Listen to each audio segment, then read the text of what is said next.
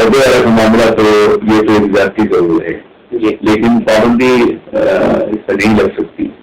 صرف پبلک مقامات پر لگائی ہے، عام حالاتوں میں پردے پہننے کی حالت ہے، اور یہ اس لیے بھی زیادتی ہے کہ خود ان کے پردے کا سسٹم موجود ہے، جو عورتیں جو سر کے لیے کام کرتی ہیں، ننس کو دیکھیے پوری دنیا میں، تو ایک طرح سے حجاز ہی رہتی ہیں، وہی لباس ہوتا ہے جو ہمارے لباس ہے، تو پابندی ان کو بھی نہیں چاہیے۔ اگر یہ کہتی کہ یہ بولی وومن ہے، پاکیزہ عورتیں ہیں، تو جو تقدس تم اپنی بہنوں کو دیتے ہو، تو ہماری ہر بیٹی تو وہاں سے مجھ سے پوچھا گیا تھا کبھی ہالینڈ میں کہ آپ لوگ الاؤ نہیں کر دیتے کہ بچیاں جو ہیں لڑکوں سے بھی ہیں، بازاروں میں گھومیں اور یہ کیوں پابندیاں لگا رکھی؟ تو میں تم نے اپنی ملکہ کی بیٹی کو بازاروں میں گھومتے ہوئے دیکھا ہے جو ان کے ساتھ رانی وہ ملکہ ان کا اپنا ماحول ملکہ کو دیکھے ایسا ہے، تم نے جو ملکہ کو تقدس یا مقام دیا جو ہم نے اپنی ہر بیٹی کو دیا ہے۔ اور یورپ اور امریکہ میں مسلمانوں کا آنا مستقبل، مسلمانوں کا اگر مسلمان بن جائے اور اپنی ان قابلیت صلاحیتوں کو بیدار کرے جو اللہ نے ان کے اندر محفوظ رکھی ہیں تو بہت اچھا مستقبل ہے، بلکہ بہت زیادہ روشن ہے۔ لیکن اگر وہ سوئے رہے یا حالات کے بہاؤ میں بہہ گئے، حالات کے کھڑے میں اور اپنے تشخص کو داخل میں کامیاب نہیں ہوئے، یقیناً تاریخ ہے۔ تو ایک اہم سوال ہے کہ اسلام آج داخلی اور خارجی انتشاروں کا شکار ہے، کتنی بھرپائی کی جا رہی، تو ایسے وقت میں علماء کرام کی ذمہ داری کیا ہے؟ علماء کرام کی ذمہ داری یہ ہے کہ مطلب عقیدے کی سطح پر مسلمانوں کو متحد رکھنے کی ہر ممکن کوشش کریں۔ اتحاد کی دو شکلیں ہیں، ایک شکل یہ ہے کہ ہم عقیدہ لوگ متحد ہو جائیں، اور دوسری شکل یہ ہے کہ اپنے تشخصات کو باقی رکھتے ہوئے عقیدے کو اس میں کسی طرح کوئی ترجمہ نہیں ہے، سنت جو ہے اپنے تشخص کو مکمل واقع عقیدے تشخص کو بیرونی طاقتوں کے مقابلے میں وہ مختلف ہو جائیں، مختلف ہو جائیں۔ آپ ایک کافی علماء کرام میں شمار ہوتے ہیں، ہمارے کافی علماء کرام یہ اچھی طرح سے جانتے ہیں کہ آج مشرف کے نام پر عوامی تقسیم ہوتی جا رہی ہے، حالانکہ آج تک ہم یہی سنتے تھے، بزرگوں سے یہی سنتا ہے کہ علماء کرام کا اختلاف جو ہوتا ہے رحمت ہوتا، لیکن اب تو ایسا نظر آ رہا ہے کہ علماء کرام کا اختلاف جو ہے ضرورت ہے۔ تو اس ملک میں ہمارے اکابر علماء کرام ایسے نظر آتے ہیں جماعت سے بن گئے۔ اختلاف کی دو نوعیت ہے، ایک تو اختلاف جو ہے جو ائمہ اربعہ کے درمیان دو یقین رحمت ہے، اس لیے ائمہ اربعہ کے اختلاف ہی نے شخص کو اس قدر عروج عطا فرمایا اور مطالعے اور تحقیق اور ریسرچ کے ہزاروں دروازے کھولے۔ اور سب سے بڑا فائدہ یہ ہوا کہ اللہ کے رسول کی زندگی میں چار عمل ہیں، کبھی آمین زور سے فرمایا، کبھی دھیرے سے فرمایا، کبھی ہاتھ سیدھا سر باندھا، کبھی ناف کے نیچے باندھا۔ اگر کسی ایک موقع پر عمل ہوتا ہے تو بقیہ سنتیں چھوڑ جاتی،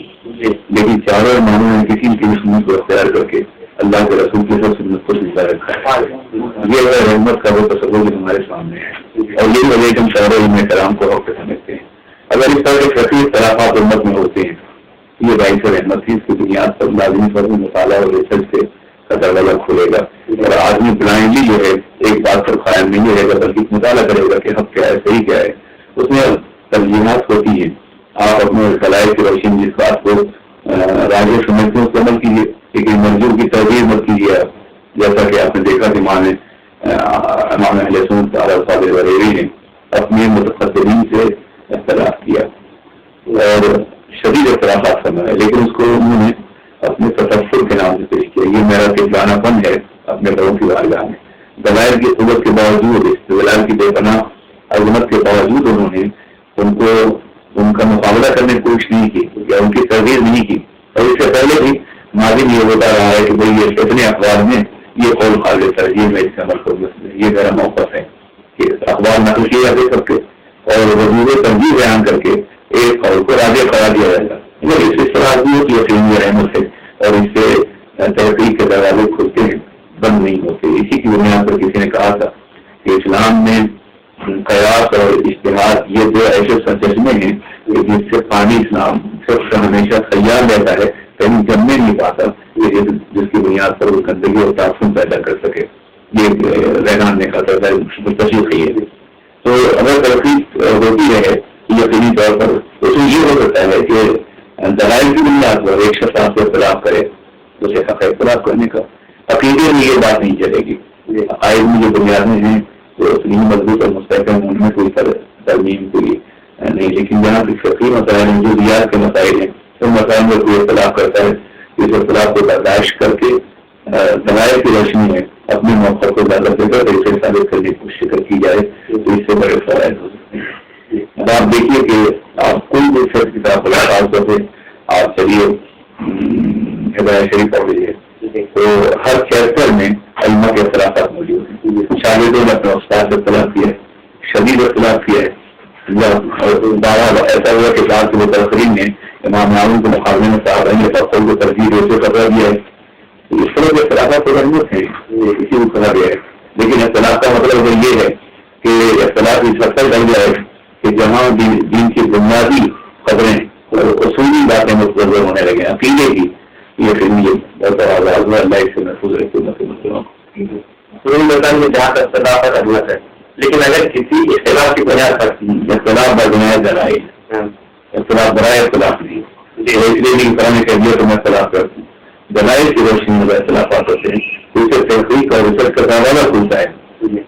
اور اس سے بہت سی باتیں جو سامنے آتی ہیں ہوتی ہیں۔ اگر اختلاف ہونے کے بعد کوئی کسی کے فتوی کو تسلیم نہیں کر رہا ہے، پھر وہ فتویٰ نہیں مانا جا رہا تھا، ہمارے مختلف کیا اشتہار بازی کر دیتے ہیں کہ فلاں کافر ہے، حالانکہ اس میں اعلیٰ مفرزان فرماتے ہیں کہ اگر کسی نے لڑنا میں ایک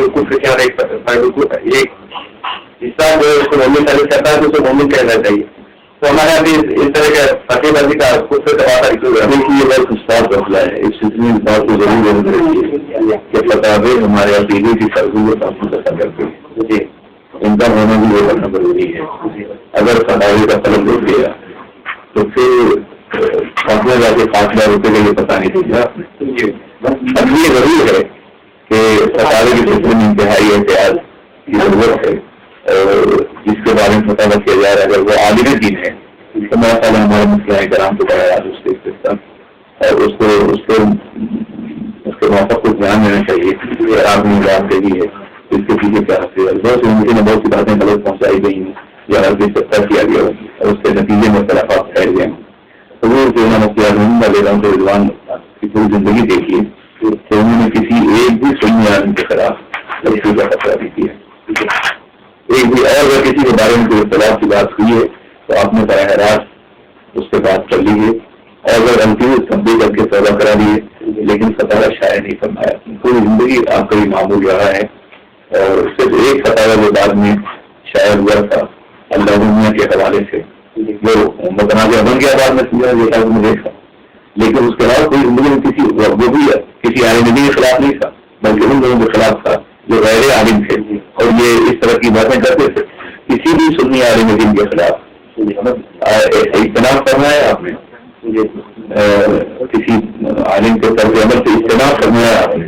اور آپ نے نگاہیں پھیلنے کو پوری عمر میں نگاہیں پھیلنے سے ایسی چند مثالیں موجود ہیں۔ کچھ لوگ مخلوق رشتے پہ جاتے تھے، سر پسندی کماتے تھے، علاوہ نہیں ان کے خلاف اجتناب ہے، اس اطلاع کے نتیجے میں اجتناب کرنا شروع کر دیں۔ آپ دیکھیے محمد اللہ خالد تھے، تھے یا دوسرے لوگ تھے، یہ رشتے پہ جاتے تھے لیکن ان کے خلاف کوئی فتویٰ ایجوکیشن موجود نہیں ہے، حضرت نے اجتناب فرمایا ان سے۔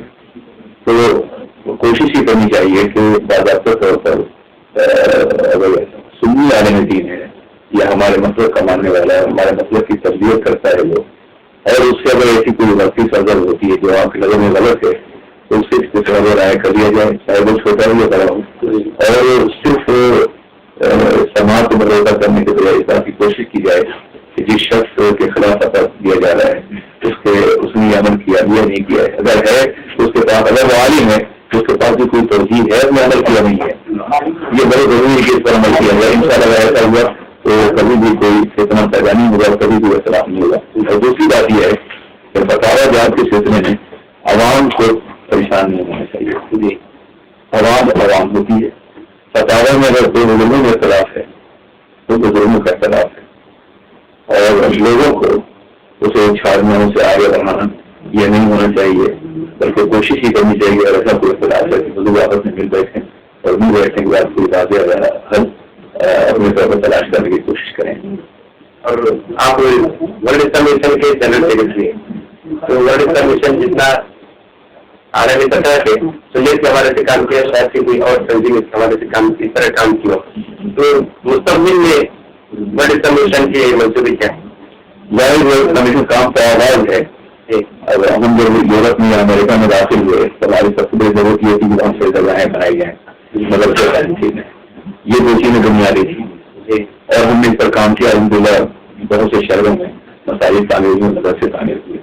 لیکن اس کے ساتھ ساتھ یہ تو پلیٹ فارم تھا جہاں پہ کام کا آغاز ہونا ہے. اور اس کے بعد پھر یورپ کے جتنے چیلنجز اور مسائل ہمارے سامنے ایجوکیشن کے حوالے سے، الحاظ کے حوالے سے، دینی کے حوالے سے، محرمیت کے حوالے سے اور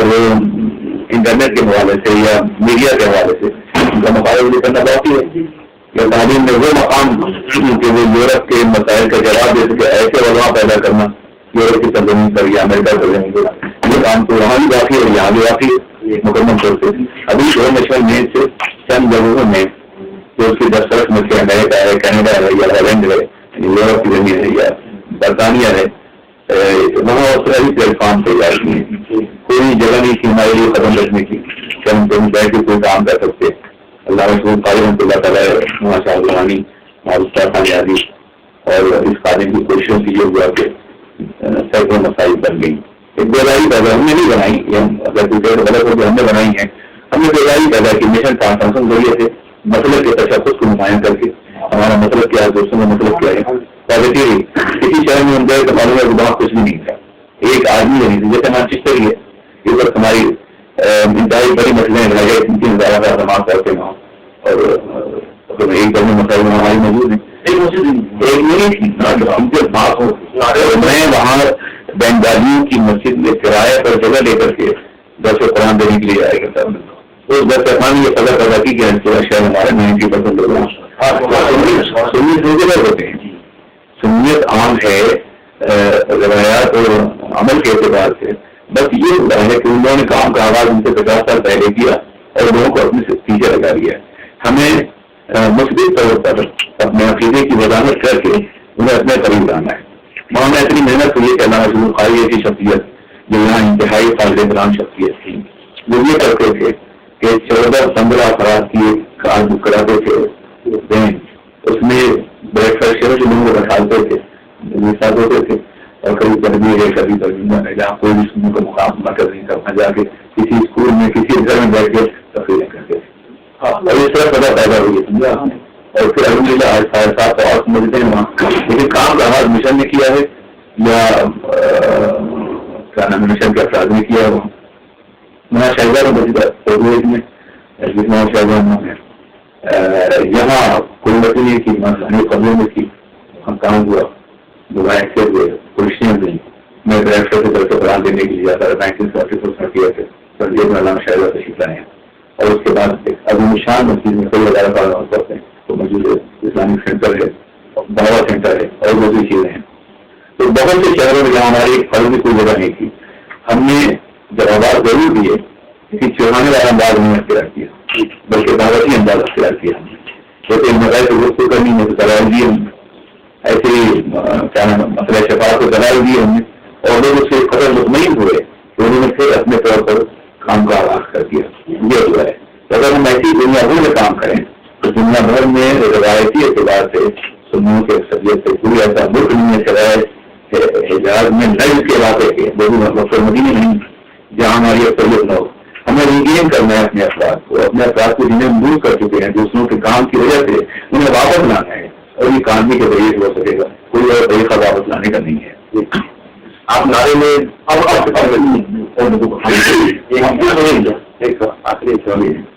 نعرے میں سب سے پہلے آخری لوگوں جی میں نے نہیں جہاں بھی مسجد کا ہوتا ہے تو مشن ایک فرق کی حیثیت سے کرا دیتا ہوں میں ساری مسجدوں میں. اور میں نے اس میں ٹھیک کروا دیا چاہے آپ کو جو پرزینٹ کر رہے ہیں اس میں بلڈ آر کیا بولتے بلڈ آر سپورٹڈ یعنی بنائی گئی ہمارے سپورٹ سے بنی، یہ بس زیادہ بہتر ہوگا ان تمام مسائل کے لیے. تو وہی کوئی مسئلہ نہیں تھی وہاں. اس پوری سرزمین کی پہلی مسجد ہے کہ یہ سنی کی تھی، کسی وہابی کی تھی، نہ کسی اور کی تھی. پہلے ہماری بنی، اس کے بعد اہل سنت والجماعت کو کہی کہ اس کی مسجد بہت بڑی بنی اور اس کے بعد اب قادیانیوں میں نان میٹر سائن کر دیا ہے.